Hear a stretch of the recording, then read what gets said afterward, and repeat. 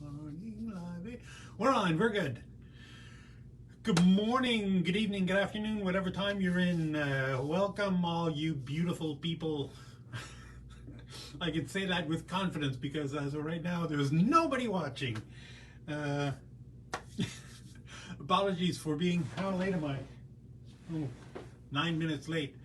I was just on the phone with a lovely man from Quebec wanting to do some custom products, some custom. He's a stone faceter.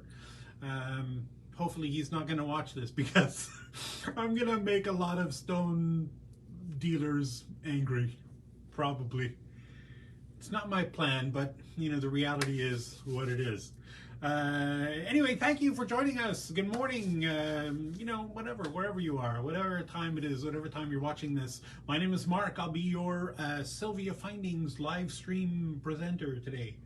I wanted to talk today about, and this is just going to be a super informal thing. It won't take long, maybe 10 minutes. I tend to ramble, so maybe a few more minutes thing. I wanted to talk, give it a little bit of tips for buying gemstones. Now, I'm gonna come right out and say this. I've been doing jewelry for 30 plus years, something like that. Pretty much longer than I've done anything except breathing. Yeah, and a few other things, but neither here nor there. I can honestly tell you that I've seen a ton of gemstones. I've seen a thing, and I was a retailer, owned a huge bead store, co-owned huge bead store in the Seattle area for 20-something years. So I've seen a lot of gemstones. I've seen a lot of gemstone pricing at different levels, at the wholesale levels, at the retail levels. And I'll tell you right now, there's no rhyme or reason for pricing. So I'm not going to talk about prices at all. I'm not going to talk about value at all. It's not the thing, because I've seen garnets, which I think are like the third most common mineral in the world. And I think I used the word mineral wrong. It's whatever it is. It's a stone, it's a thing, you know, it's a whatever. Garnet. Yeah, everybody knows what garnets are. And I've seen garnets that to me were virtually indistinguishable, and one was like 10 times the price of the other. So it's so subjective. And I mean, obviously a lot of study has been done on diamonds, because that's like the single most artificially inflated valued stone. Or else I'm gonna get in trouble when De Beers is gonna knock down the door here and take me hostage. But yes, I'll say it. Diamonds are so ridiculously priced, you know, and they're artificially inflated. You know, it's all marketing. There, it's out there. Finally, someone had the nerve to say it out loud on the internet, of all places. Colored stones are obviously way chemically more interesting to me, anyway. I think, but here's the problem: diamonds, because they're so valuable, because the market deems that they're so valuable. Let's say it that way, kind of thing. Because it just anyway, neither here nor there. They're treated with such care, and you know, like, you'll never find a really, well, not never, because I have seen them, but you'll rarely find really badly cut diamonds. You know, I mean, it's just when you compare it with you know, colored gemstones, you know, and which is not to say that all colored gemstones are bad, or that colored gemstones aren't as good quality cuts as diamonds are, because I've seen some that are unbelievable. But you do tend to see a lot more variety in colored stones. And this is the problem. This is the biggest tip. First of all, the biggest tip is, if you don't have one of these, right, a caliper, electronic caliper, right, let me just, oh, right, you can see the thing. What are you doing? What are you doing? This is like the single most important tool, thing to own if you're doing this hobby, this whatever you want to call it, a hobby, this business. If you're doing this at all in any kind of seriousness, a good caliper is like the single most important thing to buy. If you don't have one, stop this video, pause it, and go out and buy one. Get on, open another window on your phone, get out to Amazon and find one. A good, and you can get these. They're not stupid expensive. You know, you can get a pretty decent one for, you know, $30 Canadian. You know, maybe $25 US. You know, under $50, let's say. Unless you're getting like a crazy one. You don't need them to be that precise. 2/10, 2 decimal places into a millimeter is the best. This is yeah. So I don't know if you can see that, 0.01 of a millimeter. So that's 100th of a millimeter. You know, when you're getting that precise, not so important. But once you do have one of these, you will be shocked, I say, to discover how irregular and how imprecise most gemstones are, colored stones, cabochons, whatever. You know, because they start out as a rough stone, and then, you know, faceters who are cutting stones, they're trying to preserve as much of the rough material as possible, right? To make as big of a stone as possible so they can make a, you know, a price for it. And, you know, so you'll always end up with things that like, let me just back up. So when you see listings for gemstones, they'll almost always have like whole number millimeter for the diameter. Not always, but most of the time. It'll say like 8 by 10 oval. And if you take a caliper and you put a caliper on it, you'll end up seeing that it's actually something maybe like 8.2 by 9.7. And not really. And they just kind of round up or down to make it sound good. 8 by 10, you know. The carat weight will always be super accurate because that's normally what they're gauging it on. They're not selling it by the millimeter size. You know, it's not like all 8 by 10 stones are whatever, $20. You know, it's so much per carat, and then they weigh the stones. Which brings us to another problem that you have, and that is the size of the pavilion, right?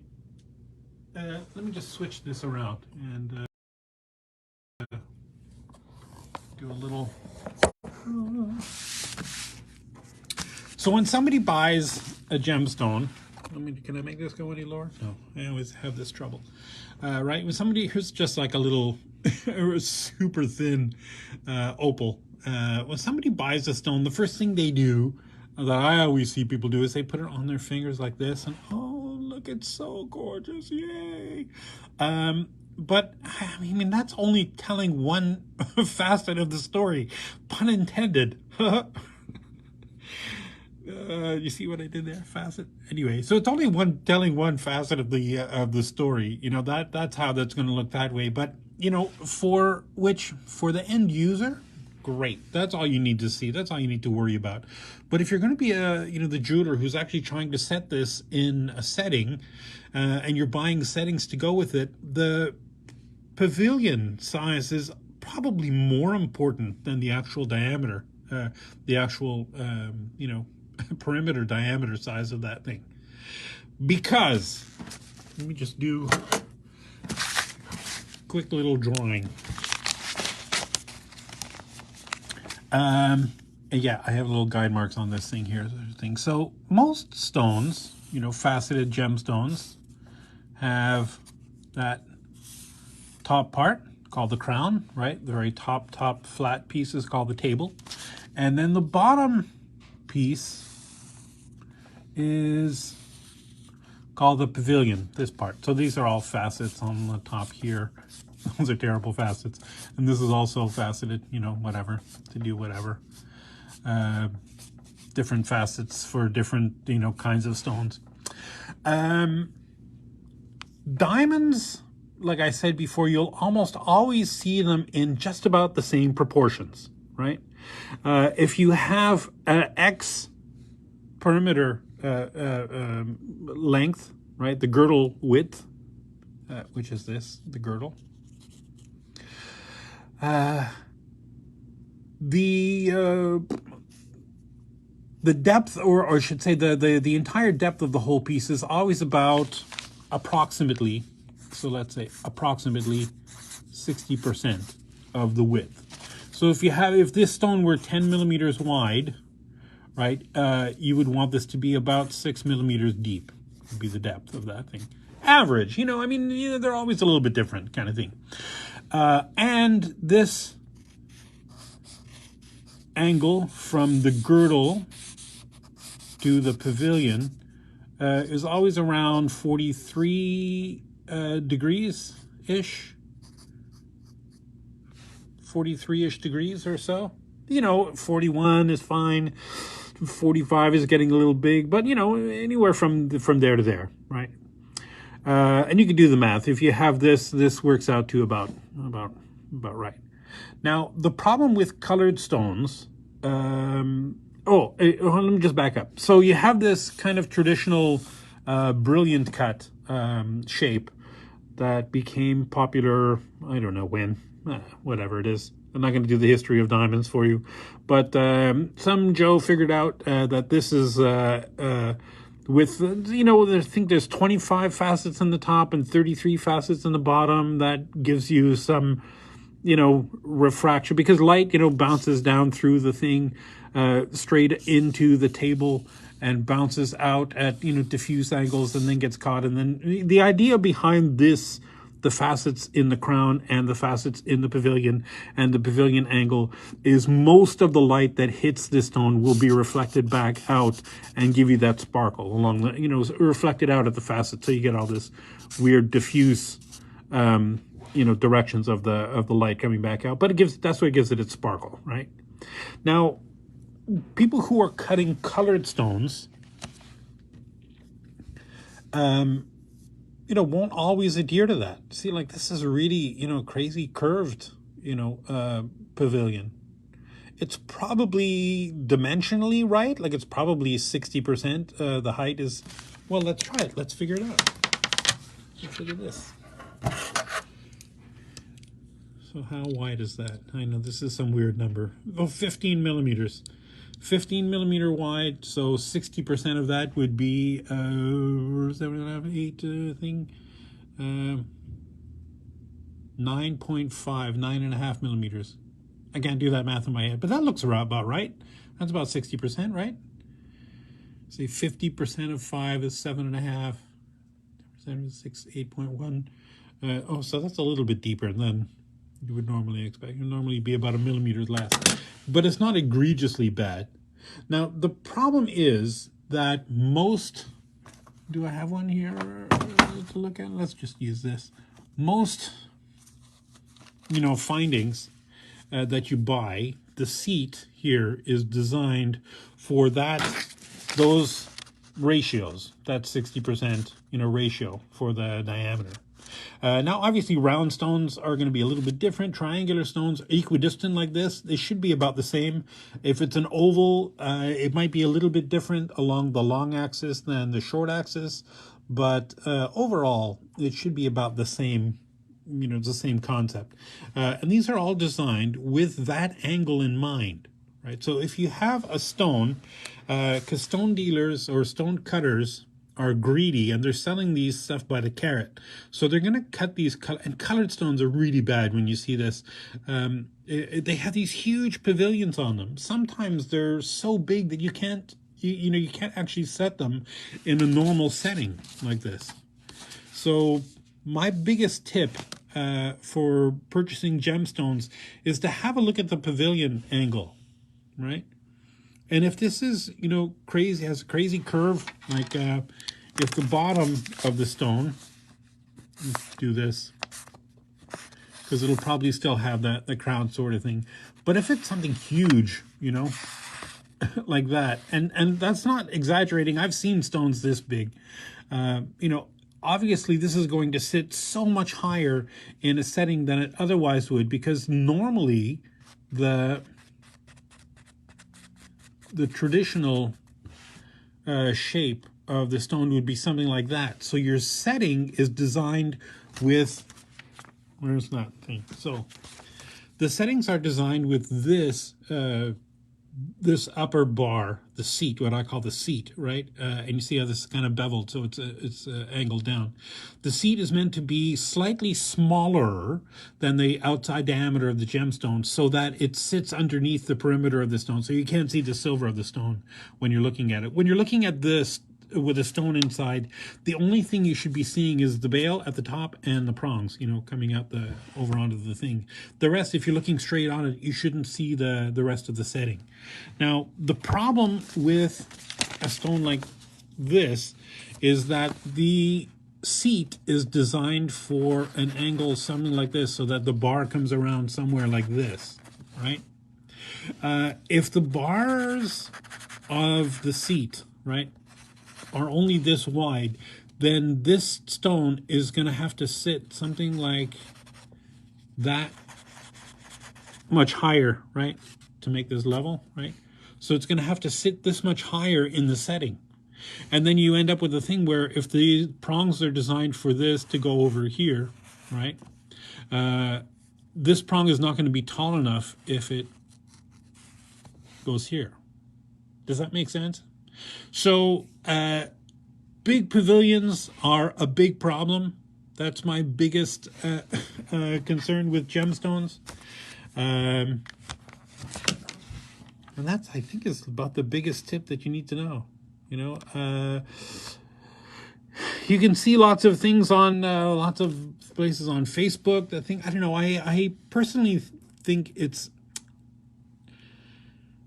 always better to buy gemstones if you can actually see them, you know, if you can actually feel them, if you can actually hold them up in your hands, because I've heard so many stories of people who order stones, and this is not to say that ordering from overseas is bad, because there are lots of great dealers, you know, that you can, they all have Facebook accounts that you can order from, you know, but shows are starting up again, you know, maybe hopefully by end of the year, there'll be a lot more gem shows that you can get out and actually start buying things. But, you know, if you are buying something from a dealer, an online dealer, and it's a particular stone, it's a thing, you know, ask to see the pavilion height, you know, and ask if the dimensions that they're using, the perimeter dimensions, if those are measured with a caliper, and if not, ask them to take a picture like this with a caliper so that you can see, right? Like this would get sold as a 15 millimeter round. And, you know, 1/10 of a millimeter is probably fine for most 15 millimeter settings, right? You probably get away with that.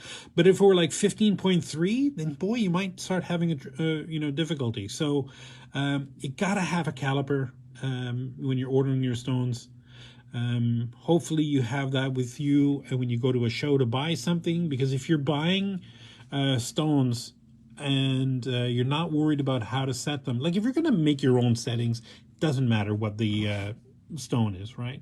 But if you're going to be buying settings, like you know, what they call semi-mounts, or you know, pre-made settings, boy, it's really important that this is good. Like for something like this is 11 by 11 millimeter, right? So 11 millimeter triangular stone.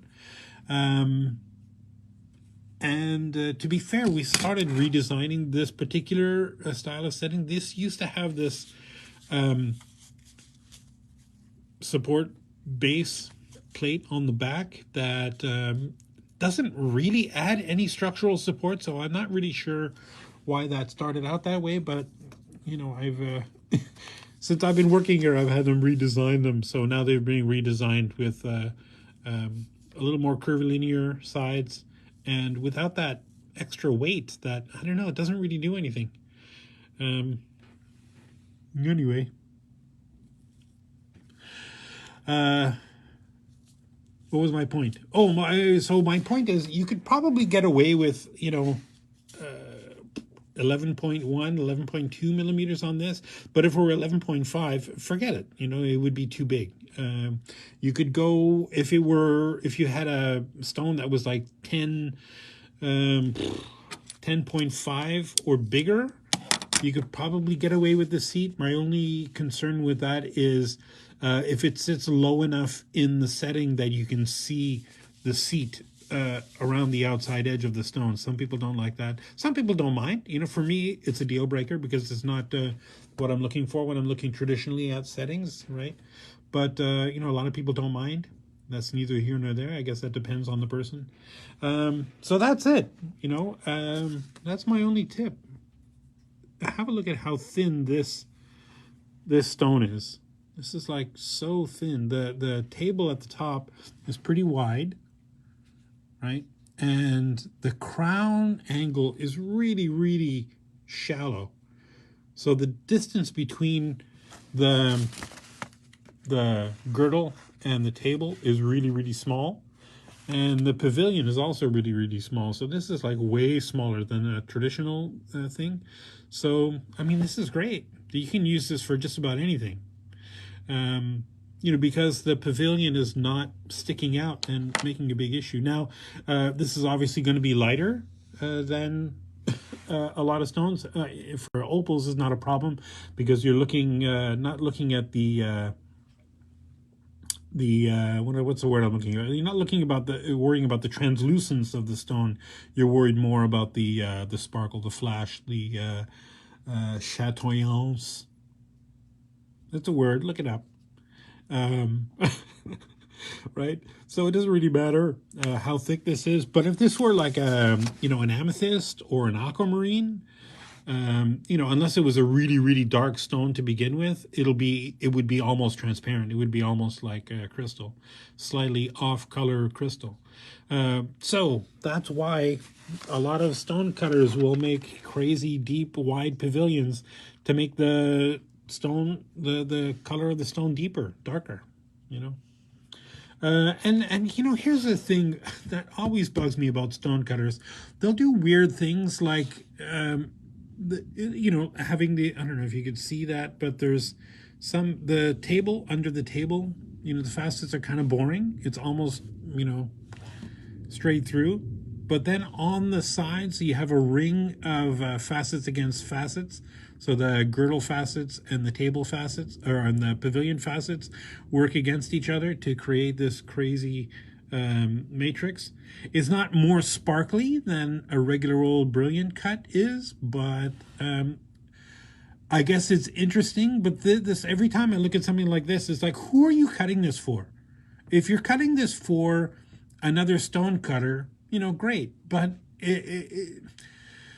99% of the stone buying public are not looking for that kind of thing. They're just looking for a sparkly stone that's pretty. I'm sorry, I know that's not what you want to hear as a stone cutter, but you know, you can make whatever fancy schmancy stuff you want for your own jewelry, but if you're, you know, putting stuff on sale, you know, the most traditional cuts, there's a reason why the most traditional cuts are the most popular. You're always going to sell them more than you're going to sell weird cuts like this. And it also alleviates the issue of trying to find a mount for it after, you know, because when we were at gem shows, and we do a lot of gem shows, hold on, let me turn this around again.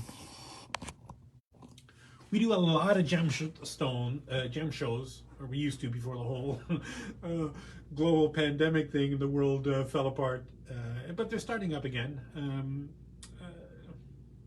Anyway, we would constantly get people who, you know, they stop at a you know, gemstone dealer and they buy a stone and they bring it to us and they're like, oh, I have a thing, oh, it's exactly 6x8, you know, or close enough. And they're like, okay, let's find a 6x8 setting for you. We'll find a 6x8 setting, and then it won't fit. And they'll be like, what?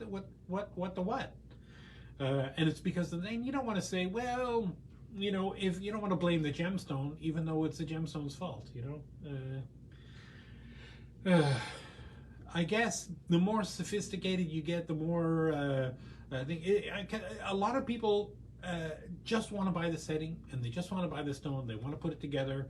They don't want to have any, you know, go through all kinds of crazy tools. They don't want to get a flex shaft. They don't want to get, you know, files and carving tools and polishers and all kinds of, you know, metal smithing, you know, accoutrement. They just want to buy the one thing, you know, get a pair of pliers, stone setting pliers, or a bezel pusher, you know, to do their stones, and that's it.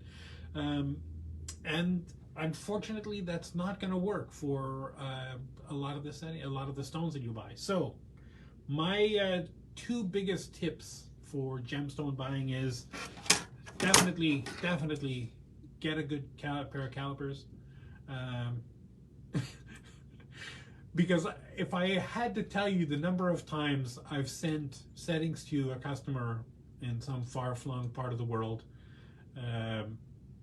only to have them get the setting and say, what the hell, the setting is not the right size, you sold me the wrong setting, you know? And I was like, well, wait a minute, let me double check. And then when I check the setting, it's the right size, and the difference is that the stone that they have is not the size that they were sold, right? Because stone dealers, round up or down the sizes. So with a good caliper, you'll never have that problem. You'll always know the exact size of your stones. So when you're ordering semi-mount, unfinished findings to set your stones in, you'll know what you're getting. So those are my two tips. Beware of the wacky pavilions. It's just a huge issue, and make sure the measurements of your stones are dead on with a good pair of calipers. And that's it. That's all the tips I have for you. Like I said, I'm not going to talk about stone pricing and stuff, because that's just weird. It's just weird, and there's no really good way to put your finger on it. The prices are whatever people are willing to pay for them. So if you see a stone and it's $150 and you don't care, and you think it's gorgeous and it's beautiful and it's speaking to you, it's calling you, buy me, buy it. It's worth $150. That's what it is. Obviously there are, I don't want to get on the side of that people are just making up prices willy-nilly, because obviously there are stuff that's less expensive, stuff that's emeralds is a good example. Boy, I've seen some emeralds that were so badly occluded that it's like it's almost like, is it transparent or is it like milky green, like aventurine or something? And then I've seen emerald that is virtually flawless, and the difference in the price between the two things is obvious, right? But other times, the prices are not so obvious. And I don't want to lay this on the head of unscrupulous gemstone dealers, because it's not always an issue. Oh, totally forgot. I want to talk about cabochons too, besides cut stones. So let me just move this down again. When you're buying cabochons, and cabochons are almost worse, because cabochons is where almost all stone dealers, or stone cutters, I should say, where they start their craft. They start cutting cabochons, and then they love it so much that they start getting into faceting, which is a little more technically challenging than cutting a cabochon.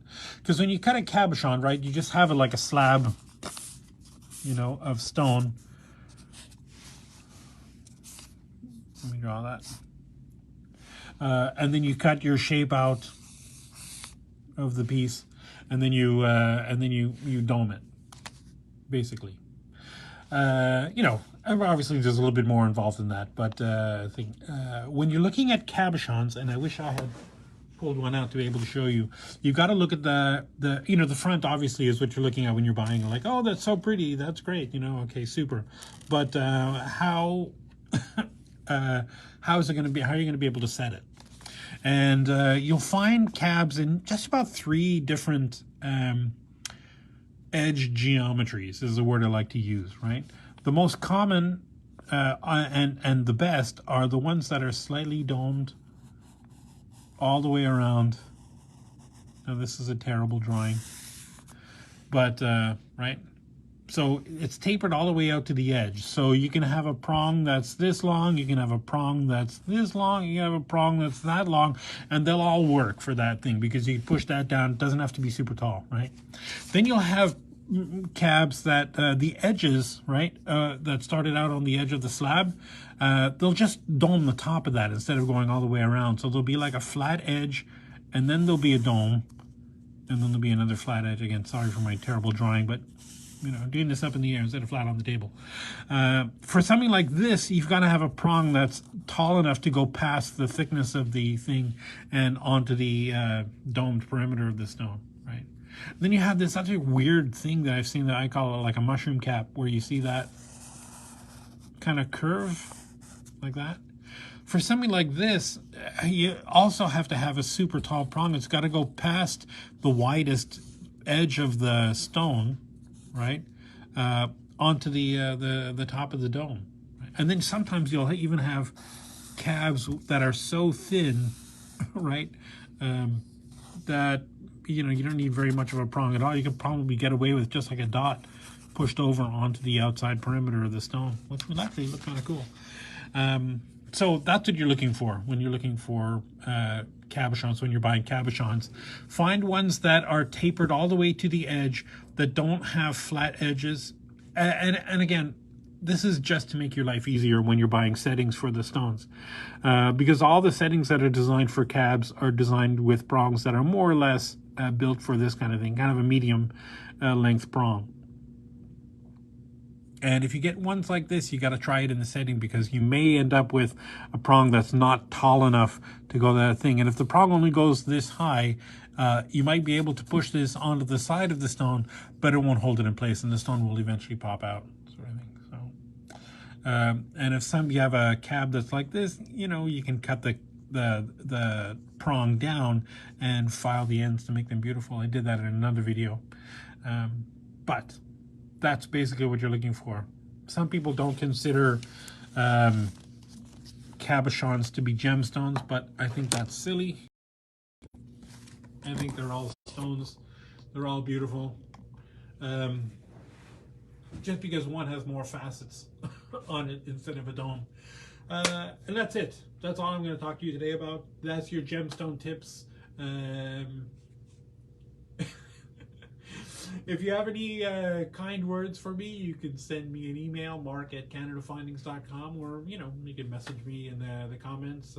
If you're commenting on Facebook, somebody will get them to me, but I don't read Facebook, so neither here nor there.